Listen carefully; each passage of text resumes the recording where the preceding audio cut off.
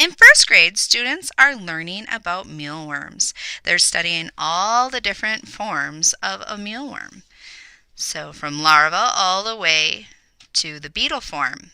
So as you can see, some of our mealworms have turned into a beetle, and they are pretty awesome to examine. So we're going to take a real close look at our mealworms and make an artistic version of what we see. To start out with, we're going to have a small piece of white paper, and we will need 3 different colored pieces of paper because our mealworm is going to be a little bit more artistic than these mealworms, which are either all black or all brown from the ones that I'm seeing. So I have 3 different colors, and the first part that I'm going to make is the head. And you can go ahead and examine your mealworm. But if I look real close, I see that the head is fairly small. So I'm going to do a small oval or a circle. That's about right. Now I'm going to choose a new color and I'm going to create the thorax. The thorax is the next part of our awesome mealworm. The thorax is a little bit bigger than the head. Looks something like that. And then this last part is the abdomen, and it holds the heart and it holds a lot of the very important parts of the mealworm, the beetle form. And so I'm going to make this nice big abdomen. It's longer than the other two, so it's more of an oval. Yeah, kind of like that. So now that I have my 3 parts to my mealworm, I'm going to glue them down using a glue stick. Now I really want to make sure that I get all of the edges of this so that I don't have any floppies later on. So I'll put this guy down, press down nice and hard, check for any floppies. Oh, there was a floppy. I'm going to go underneath here, add a little extra glue, press it down. Add the thorax, press it down, and then, of course, the head. So if I look at my mealworm, I see that they have 6 legs. They have 3 on either side. And when I made my project sample, I found out that I actually did this wrong. I put 2 legs up here coming from the thorax and 1 back here. And the first grader said, "No, Miss Hahn, that's not the way it is. All 6 come from the thorax right here." Take a look. You can see that all of those legs actually come from the thorax, not from the abdomen. So I need to make all 6 of my legs coming from that thorax. Okay, so let's get started with those legs. I noticed when I was looking at the mealworm that it has 3 parts. It has like 1, 2, and it has a little tiny one, 3. So I'm going to put 3 legs with 3 parts on either side.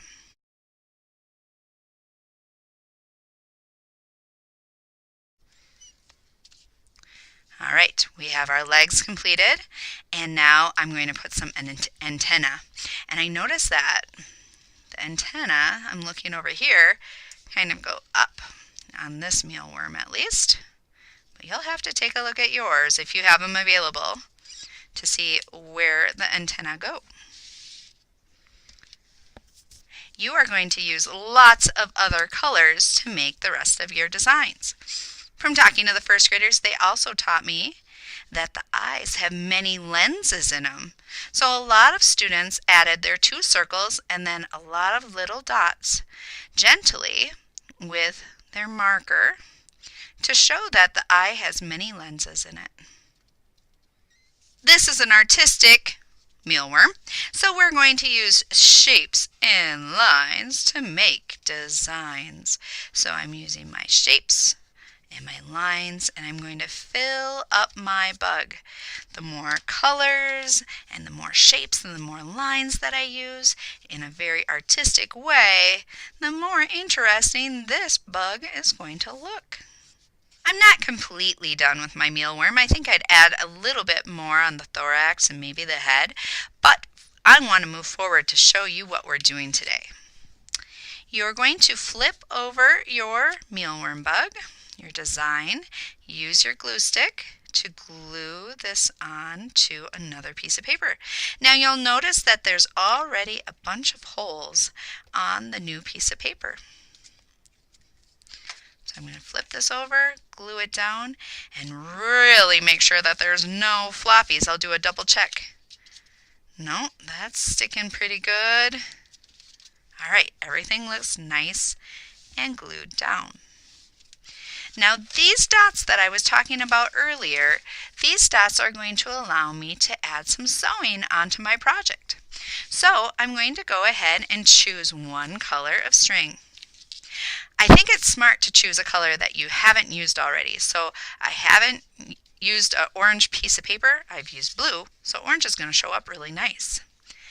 I'm going to come down here from the bottom and pull all the way up, up, up, up, until there's just a small tail on the back. With that, I'm going to tape it down. So I'll add a little piece of tape on the back.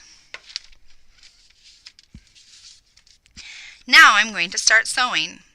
My string is on the top, so now I'm going to take my string and move it down to the bottom. Down, down, down, down, down. I'll pull it all the way through.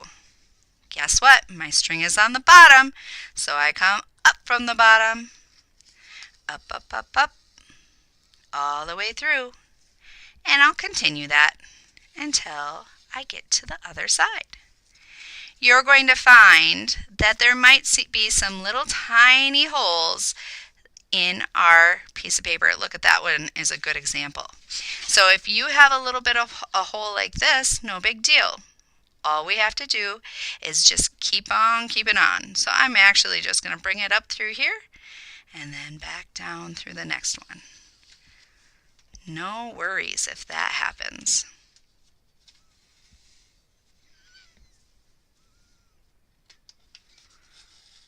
I'm getting close to the end of my sewing. I don't know if I mentioned this before, but this is called a running stitch. It's because this string is running up and down and up and down and up and down through my piece of paper. At the end, we're going to do the same thing again. We're just going to tape this down right here on the back. All right, now we're ready to glue this onto yet another piece of paper. I'm going to remove this tape. We needed that tape there just in case we had to be done for the day or we were pulling too hard and we accidentally made a mistake. And I'm going to take these two ends and tie them together.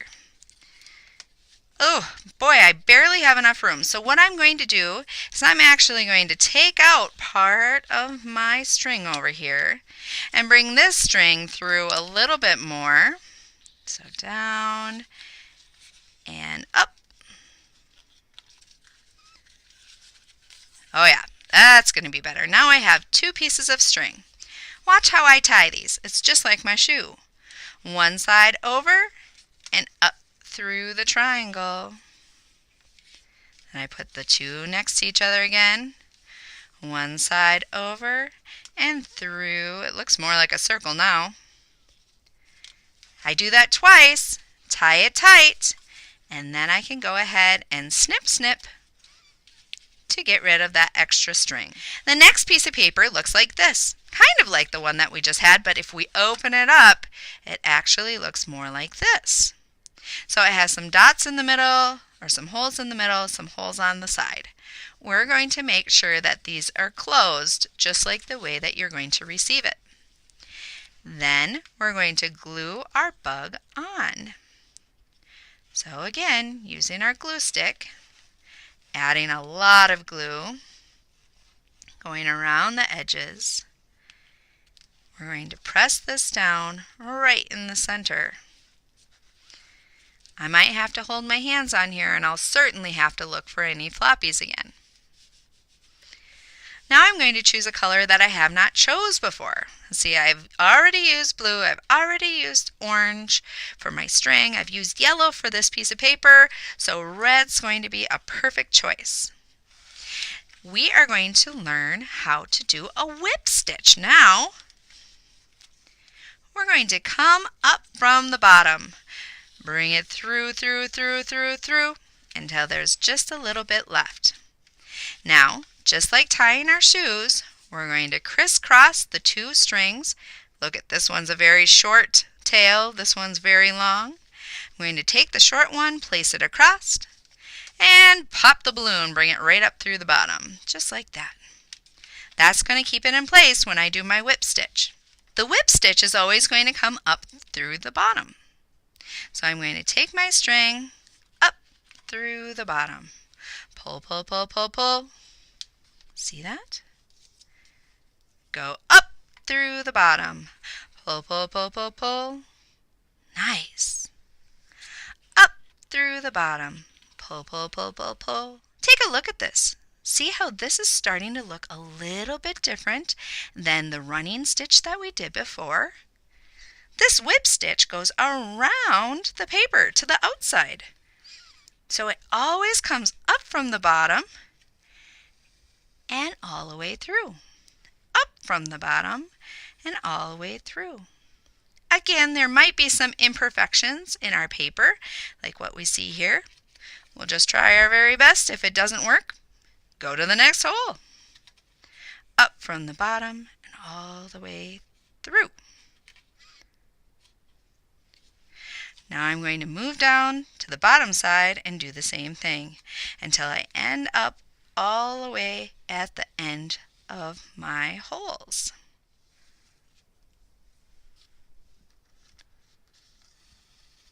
Now I'm at the very end. I've made my whip stitch all the way around the edge. I'm going to pull this last one out just a little bit. Take the end of my string and place it through that little part like that. I want this to make sure that it stays, so I might do that again. I'm going to go through the hole and then through the big circle, popping the balloon. Through the hole and through the big circle, popping my balloon. I did it 3 times, so that should probably stay. You have 2 choices right now. You can leave your strings on the edge like that, or if you would rather, you can trim them up. As you can see, we have the running stitch here.